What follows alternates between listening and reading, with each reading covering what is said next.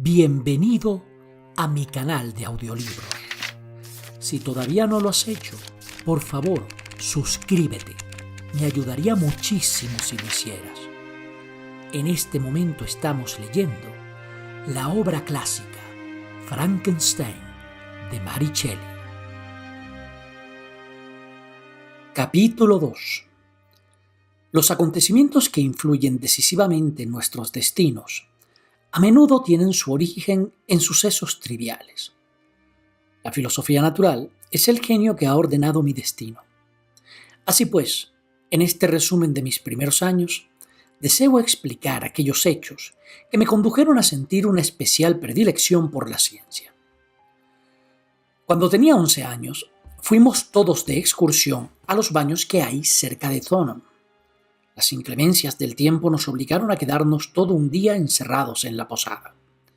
En aquella casa, por casualidad, encontré un volumen con las obras de Cornelio Agripa. Lo abrí sin mucho interés. La teoría que intentaba demostrar y los maravillosos hechos que relataba pronto cambiaron aquella apatía en entusiasmo. Una nueva luz se derramó sobre mi entendimiento y, dando saltos de alegría, comuniqué aquel descubrimiento a mi padre. No puedo dejar de señalar aquí cuántas veces los maestros tienen ocasión de dirigir los gustos de sus alumnos hacia conocimientos útiles y cuántas veces lo desaprovechan inconscientemente. Mi padre observó sin mucho interés la cubierta del libro y dijo: «Ah, Cornelio Agripa, mi querido Víctor, no pierdas el tiempo en estas cosas. No son más que tonterías inútiles».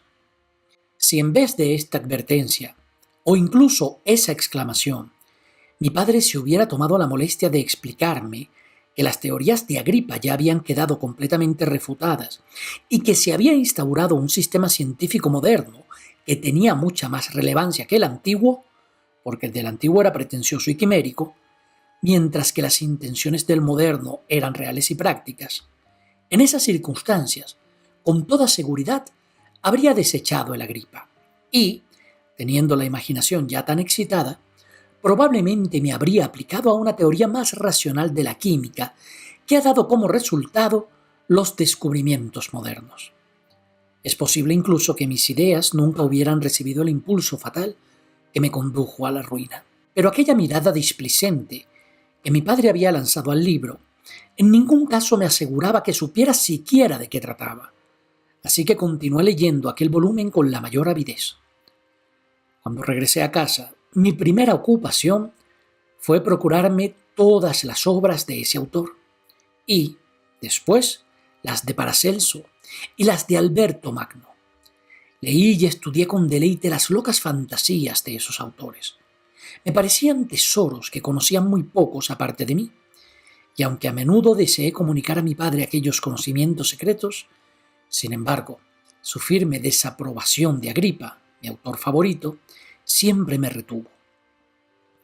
De todos modos, le descubrí mi secreto a Elizabeth, bajo la estricta promesa de guardar secreto, pero no pareció muy interesada en la materia, así que continué mis estudios solo. Puede resultar un poco extraño que en el siglo XVIII apareciera un discípulo de Alberto Magno, pero yo no pertenecía a una familia de científicos, ni había asistido a ninguna clase en Ginebra. Así pues, la realidad no enturbiaba mis sueños, y me entregué con toda la pasión a la búsqueda de la piedra filosofal y el elixir de la vida. Y esto último acaparaba toda mi atención. La riqueza era para mí un asunto menor, pero qué fama alcanzaría mi descubrimiento si yo pudiera eliminar la enfermedad de la condición humana y conseguir que el hombre fuera invulnerable a cualquier cosa excepto a una muerte violenta. Esas no eran mis únicas ensoñaciones.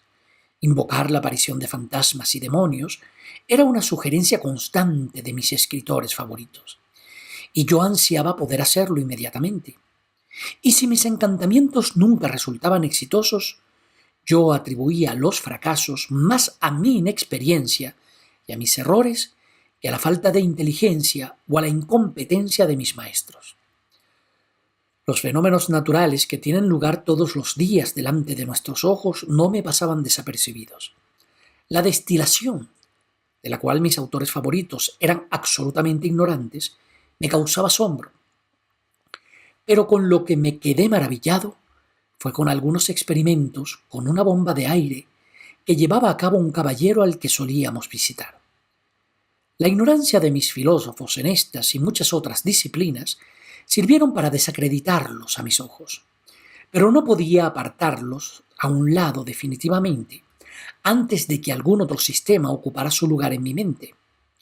Cuando tenía alrededor de 14 años, estábamos en nuestra casa de Bellrive y fuimos testigos de una violenta y terrible tormenta. Había bajado desde el Jura y los truenos estallaban unos tras otros con un aterrador estruendo en los 4 puntos cardinales del cielo. Mientras duró la tormenta, yo permanecí observando su desarrollo con curiosidad y asombro. Cuando estaba allí, en la puerta, de repente, observé un rayo de fuego que se levantaba desde un viejo y precioso roble que se encontraba a unas 20 yardas de nuestra casa. Y en cuanto aquella luz resplandeciente se desvaneció, pude ver que el roble había desaparecido y no quedaba nada allí, salvo un tocón abrasado. A la mañana siguiente, cuando fuimos a verlo, nos encontramos el árbol increíblemente carbonizado. No se había rajado por el impacto, sino que había quedado reducido por completo a astillas de madera. Nunca vi una cosa tan destrozada. La catástrofe del árbol me dejó absolutamente asombrado. Entre otras cuestiones sugeridas por el mundo natural, profundamente interesado, le pregunté a mi padre por la naturaleza y el origen de los truenos y los rayos. Me dijo que era electricidad y me explicó también los efectos de aquella fuerza. Construyó una pequeña máquina eléctrica e hizo algunos pequeños experimentos y preparó una cometa con una cuerda y un cable que podía extraer aquel fluido desde las nubes. Este último golpe acabó de derribar a Cornelio Agripa, a Alberto Magno y a Paracelso, que durante tanto tiempo habían sido reyes y señores de mi imaginación. Pero por alguna fatalidad no me sentí inclinado a estudiar ningún sistema moderno y este desinterés tenía su razón de ser en la siguiente circunstancia. Mi padre expresó su deseo de que yo asistiera a un curso sobre filosofía natural, a lo cual accedí encantado. Hubo algún inconveniente que impidió que yo asistiera a aquellas lecciones hasta que el curso casi hubo concluido. La clase a la que acudí, aunque casi era la última del curso, me resultó absolutamente incomprensible. El profesor hablaba con gran convicción del potasio y el boro, los sulfatos y los óxidos, unos términos a los que yo no podía asociar idea alguna. Me desagradó profundamente una ciencia que, a mi entender, solo consistía en palabras.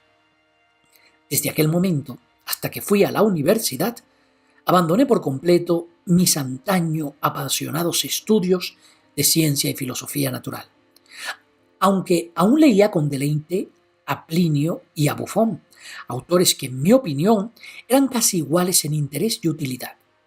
En aquella época, mi principal interés eran las matemáticas y la mayoría de las ramas de estudio que se relacionan con esa disciplina. También estaba muy ocupado en el aprendizaje de idiomas. Ya conocía un poco el latín y comencé a leer sin ayuda del léxico a los autores griegos más sencillos. También sabía inglés y alemán perfectamente, y ese era el listado de mis conocimientos a la edad de 17 años. Y se podrá usted imaginar que empleaba todo mi tiempo en adquirir y conservar los conocimientos de aquellas diferentes materias. Otra tarea recayó sobre mí cuando me convertí en maestro de mis hermanos. Ernest era 5 años más joven que yo y era mi principal alumno. Desde que era muy pequeño, había tenido una salud delicada, razón por la cual Elizabeth y yo habíamos sido sus enfermeros habituales. Tenía un carácter muy dulce, pero era incapaz de concentrarse en ningún trabajo serio. William, el más joven de la familia, era aún muy niño y la criatura más bonita del mundo. Sus alegres ojos azules, los hoyuelos de sus mejillas y sus gestos salameros inspiraban el cariño más tierno. Así era nuestra vida familiar, de la cual permanecían siempre alejados las preocupaciones y el dolor. Mi padre dirigía nuestros estudios y mi madre formaba parte de nuestros juegos. Ninguno de nosotros gozaba de predilección alguna sobre los demás, y nunca se escucharon en casa órdenes autoritarias. Pero nuestro cariño mutuo nos empujaba a obedecer y a satisfacer hasta el más mínimo deseo de los demás.